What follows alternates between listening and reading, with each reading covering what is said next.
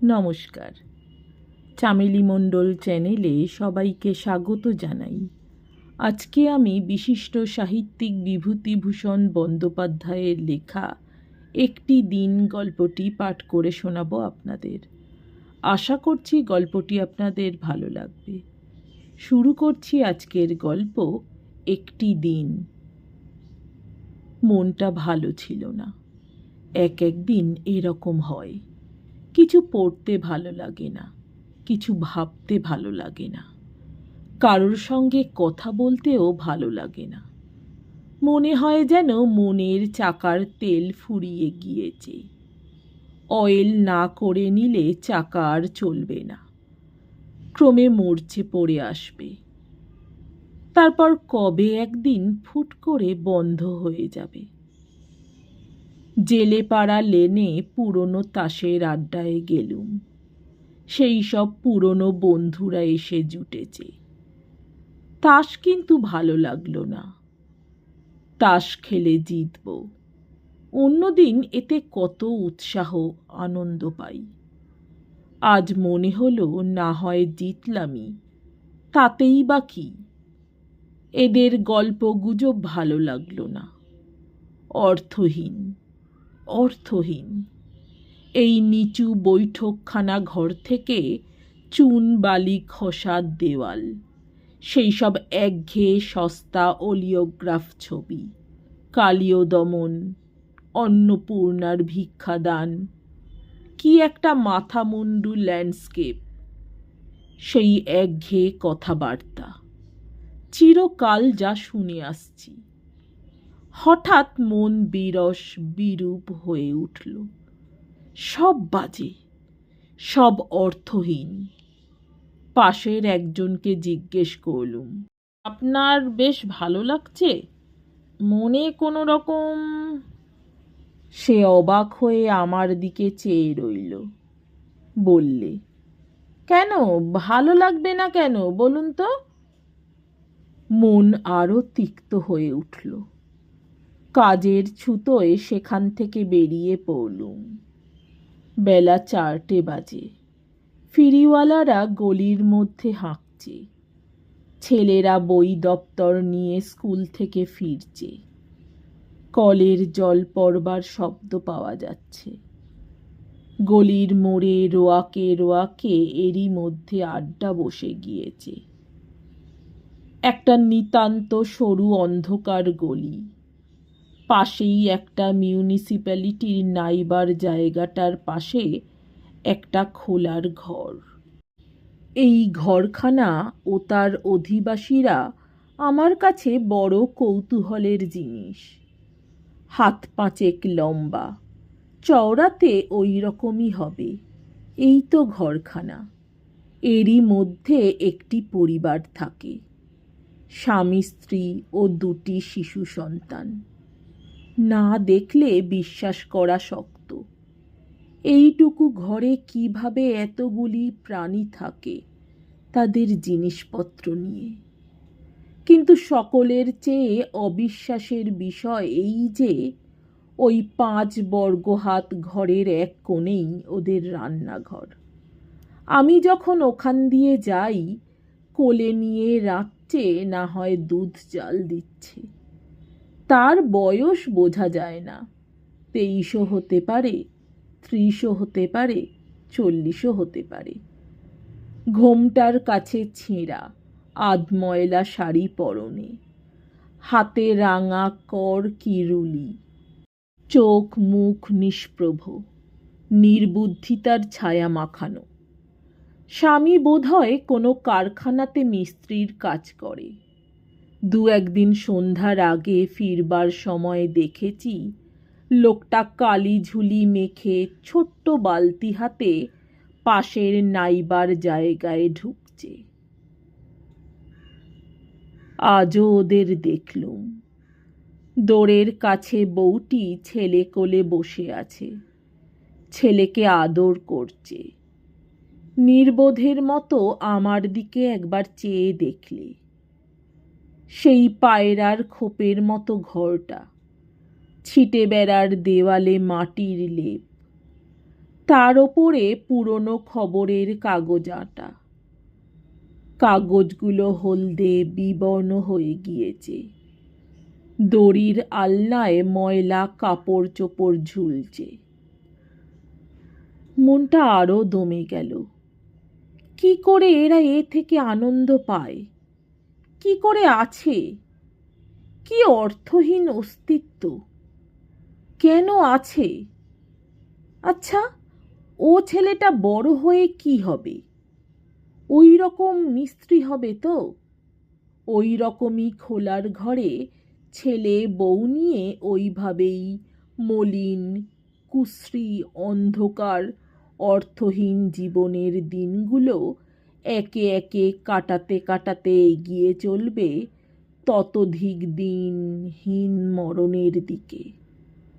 অথচ মা কত আগ্রহে খোকাকে বুকে আঁকড়ে আদর করছে। কত আশা, কত মধুর স্বপ্ন হয়তো। কিন্তু এখানেও আমার সন্দেহ হলো, স্বপ্ন দেখবার মতো বুদ্ধিও বউটির আছে কি? কল্পনা আছে? নিজেকে এমন অবস্থায় ভাবতে পারে যা বর্তমানে নেই, কিন্তু ভবিষ্যতে হতে পারে বলে ওর বিশ্বাস। মনের গোপন স্বাদ আশাকে মনে রূপ দিতে পারে। নিজের সংকীর্ণ অসুন্দর বর্তমানকে আলোক উজ্জ্বল ভবিষ্যতের মধ্যে হারিয়ে ফেলতে পারে। বড় রাস্তার মোড়ে বইয়ের দোকানগুলো দেখে বেড়ালুম। রাশি রাশি পুরনো বই, ম্যাগাজিন, অধিকাংশই বাজে, অলস অপরিণত মনের তৈরি জিনিস। চটকদার মলাটওয়ালা অসার বিলিতি নভেল, সিনেমার ম্যাগাজিন ইত্যাদি। অন্যদিন এখানে বেছে বেছে দেখি, যদি ভালো কিছু পাওয়া যায়। আজ আর বাঁচবার মতো ধৈর্য ছিল না। মনের আকাশের চেহারা আজ ঘষা পয়সার মতো। নীলিমার সৌন্দর্য তো নেই, মেঘ ভরা বাদল দিনের রূপও নেই। নিতান্তই ঘষা পয়সার মতো তার চেহারা। সিনেমা দেখতে যাব? আউটরাম ঘাটে বেড়াতে যাব? কোথাও বসে খুব গরম চা খাবো? লেকের দিকে যাব? ধর্মতলার গির্জার সামনে এক জায়গায় লোকের ভিড় জমেছে। একটা সাহেবি পোশাক পরা লোক ফুটপাথে অজ্ঞান হয়ে শুয়ে আছে। ধরটা ও মাথাটা পরস্পরের সঙ্গে এমন অস্বাভাবিক কোণের সৃষ্টি করেছে যে মনে হচ্ছে লোকটা মরে গিয়েছে। দুজন সার্জেন্ট এলো। লোকে বললে সামনের বাড়ির নিচের তলায় ওই বাথরুমের মধ্যে পড়েছিল এই অবস্থায়। বাড়ির দারোয়ান ধরাধরি করে ফুটপাথে এনে শুইয়ে দিয়েছে। লোকটা কে তারাও চেনে না। লোকটা মরেনি, মদে বেহুঁশ হয়ে আছে। সার্জেন্ট দুজন ধরাধরি করে তার সংজ্ঞাহীন নিঃসার দেহটা একটা ট্যাক্সিতে তুলে নিয়ে কোথায় গেল। লোকটার ওপর সহানুভূতি হলো আমার। সেই নির্বোধ বধূটার ওপর যা হয়নি, এই বেহুঁশ মাতালের ওপর তা হলো। বেচারা আনন্দের খোঁজে বেরিয়েছিল। পথও যা হয় একটা ধরেছিল। হয়তো ভুল পথ, হয়তো সত্যি পথ। আনন্দের সত্যতা তার মাপকাঠি। কে বলবে ওর কি অভিজ্ঞতা, কি তার মূল্য, ওই জানে। কিন্তু ও তো বেহুঁশ। কার্জন পার্কের সামনে এলুম। অনেকগুলো চাকর ও আয়া সাহেবদের ছোট ছোট ছেলে মেয়েদের নিয়ে বৃষ্টির ভয়ে গাড়ি বারান্দার নিচে ফুটপাতের ওপর বসে আছে। বৃষ্টি একটু একটু বাড়ছে। আমিও সেখানে দাঁড়ালুম। একটা ছোট্ট ছেলে, ঝাঁকড়া ঝাঁকড়া সোনালি চুল, নীল চোখ, বছর 1.5 কি 2 বয়স। সে তার চাকরের টুপিটা মাটি থেকে তুলে নিয়ে টলতে টলতে উঠে অতি কষ্টে নাগাল পেয়ে চাকরের মাথায় টুপিটা পরিয়ে দিচ্ছে। আর যেমন পরানো হয়ে যাচ্ছে অমনি হাত নেড়ে নেচে ঘাড় দুলিয়ে দন্তহীন মুখে হেসে কুটি কুটি হচ্ছে, কিন্তু টুপিটা ভালো করে মাথায় বসাতে পারছে না। একটু পরেই গড়িয়ে পড়ে যাচ্ছে। আবার খোকা অতি কষ্টে টুপিটা মাথায় তুলে দিচ্ছে। আবার সেই হাসি, সেই হাত পা নাড়া, সেই নাচ। তাকে কেউ দেখছে না, কারু দেখবার অপেক্ষাও রাখছে না। তার চাকর পার্শ্ববর্তিনী আয়ার সঙ্গে ঘনিষ্ঠ আলাপে অন্যমনস্ক। খোকা কি করছে সেদিকে তার আদৌ খেয়াল নেই। নিকটের অন্য ছেলেমেয়েরাও নিতান্ত শিশু। ওই খোকাটি আপন মনে বারবার টুপি পরানো খেলা করছে। আমি মন্ত্রমুগ্ধের মতো চেয়ে রইলুম।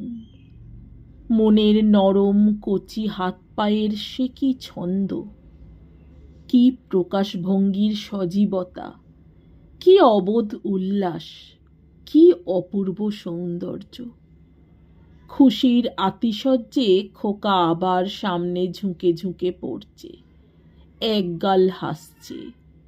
ছোট ছোট মুঠি বাঁধা হাত দুটো একবার তুলছে, একবার নামাচ্ছে। শিশু মনের আগ্রহ ভরা উল্লাসের সে কি বিচিত্র সুস্পষ্ট ভাষাহীন বার্তা। আমি আর চোখ ফেরাতে পারিনি। হঠাৎ এ দৃষ্টপূর্ব অপ্রত্যাশিত সৌন্দর্যের সামনে পড়ে গিয়েছি যেন। অনেকক্ষণ দাঁড়িয়ে রইলুম। হঠাৎ চাকরটার হুঁশ হলো।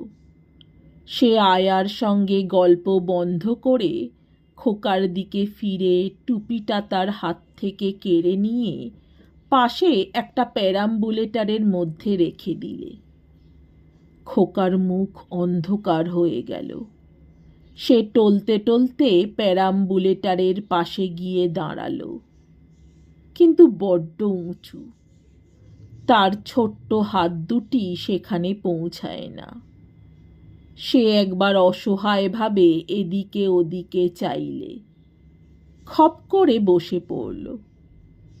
চাকরটা আয়ার সঙ্গে গল্পে মত্ত। কার্জন পার্কের বেঞ্চির ওপর গিয়ে বসলুম। সূর্য অস্ত যাচ্ছে। গঙ্গার অপর পারে আকাশ রাঙা হয়ে এসেছে। খোকার মনের সে অর্থহীন আনন্দ আমার মনে অলক্ষিতে কখন সংক্রামিত হয়েছে দেখলুম। খোলার ঘরের মেয়েটিকে আর নির্বোধ মনে হলো না। নমস্কার, আমার গল্প পাঠ ভালো লাগলে, আরও এমন গল্প শুনতে চাইলে অবশ্যই আমার চ্যানেলটি সাবস্ক্রাইব করে দেবেন। লাইক, কমেন্ট, শেয়ার করতে ভুলবেন না। অনেক ধন্যবাদ।